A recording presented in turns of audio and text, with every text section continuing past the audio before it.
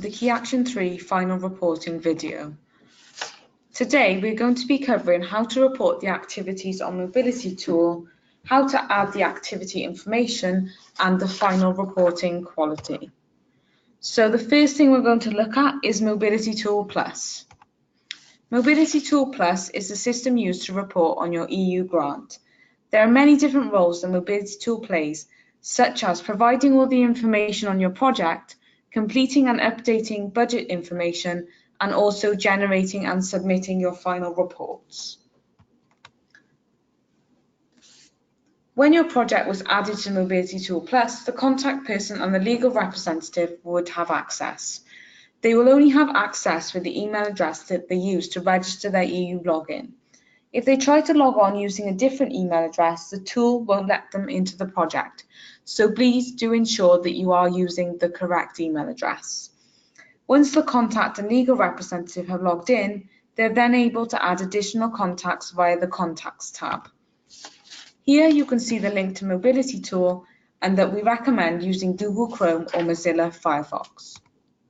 So there are 3 different steps to reporting on the tool. So first of all, you will need to add the details of the participants, which will perform automatic calculations using the unit cost rates. On the tool, you will be required to input information about the person that travelled, the dates they travelled, and where they went. As you input activity information, you will see on the Budget tab that the amounts increase. When you get to the point where you believe that all activity information about your project has been put into the tool, you should go to the Budget tab and check that you are happy with the amounts that you are claiming for. Once you are happy with the budget section, you will then be able to complete the final report under the Reports tab of Mobility Tool Plus. All Key Action 3 projects will need to submit a final report using Mobility Tool Plus. This report will need to be submitted within 60 days after the project end date. You can find your project end date in your grant agreement in Article 1.2.2. So now we'll be covering adding information to the Mobility Tool. You will be required to report on unit costs and real costs. Real costs apply to special needs support and exceptional costs, and these would have needed to be applied for at application stage. When you log into your project on Mobility Tool, you should see it as per the following screen. If when seeing this screen you notice that any of the information is incorrect, please contact us immediately. When you go into your project, you should see several tabs across the top, and if you go to the Mobilities tab, you should see this screen. You will need to create each mobility individually by adding the Create button on the right-hand side. When adding a mobility, you will see this screen. All of the fields with orange underneath them are required fields. Once you have filled in all of these fields, you will then be required to fill out date of birth and nationality. Here you can see several tick boxes. You'll need to ensure that you're ticking the correct box for the participants, as this will impact on the funding that they receive.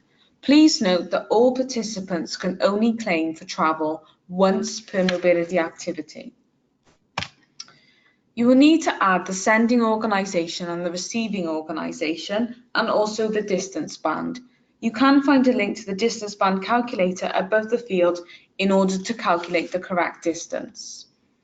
Once you have added all of the mobilities, you'll be able to see on the Budget tab the approved budget from ourselves, the amount that you have entered, and the percentage of the approved budget which you have already input into the tool. Please check that all these figures are correct. Once you have done that, you will then be able to submit your final report, which you can find under the Reports tab.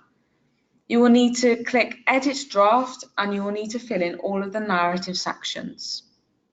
Then once you are happy with your final report, you will need to upload the Declaration of Honour and any annexes for special needs or exceptional costs, and a timetable of activities if this is something that you have. Next, we will look at final reporting quality. The final narrative report should not just be copied and pasted from the application form. Please make sure that you show us all of the good things that have come out of your project. We want you to show off what you have done. You will need to make sure you state all of the results that were achieved due to your project and identify the levels in which you have made an impact, such as locally, nationally, and internationally. It's also important that you make sure you include facts and figures that are specific to your project.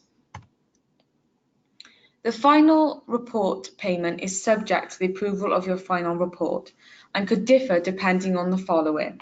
If the agreed activities are not implemented or were implemented in a different way than planned, or eligible costs actually incurred by the beneficiary are lower than those that you planned at application stage, or the quality of the activities or outputs is of insufficient quality. Due to these factors, funding could be reduced, or you could be required to repay any excess amounts already received. You will have received a copy of Annex 3 with your grant agreement. This annex includes information on the supporting documentation that is required for each budget category, so please ensure you do read that annex. You will also be required to keep supporting documentation such as travel tickets. You will need to submit evidence of any special needs or exceptional costs if these were part of your budget. The Erasmus Plus Project Results Platform is a platform in which you can increase the visibility of your project. It is not compulsory to upload results for Key Action 3, but it would strengthen the quality of your application and increase the dissemination of your project. If you don't have supporting documents, this could mean that these costs could be removed from your project budget. Please make sure you check your grant agreement and annexes to ensure that you have the correct annexes attached. You will receive your final payment within 60 calendar days of us confirming receipt of your final report.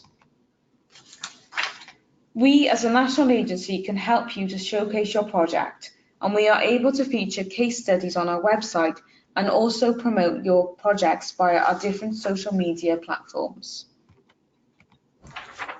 On the Erasmus Plus Stories section of our website, we are able to publish stories of your projects. If you would like to write a case study, then feel free to complete the case study pro forma.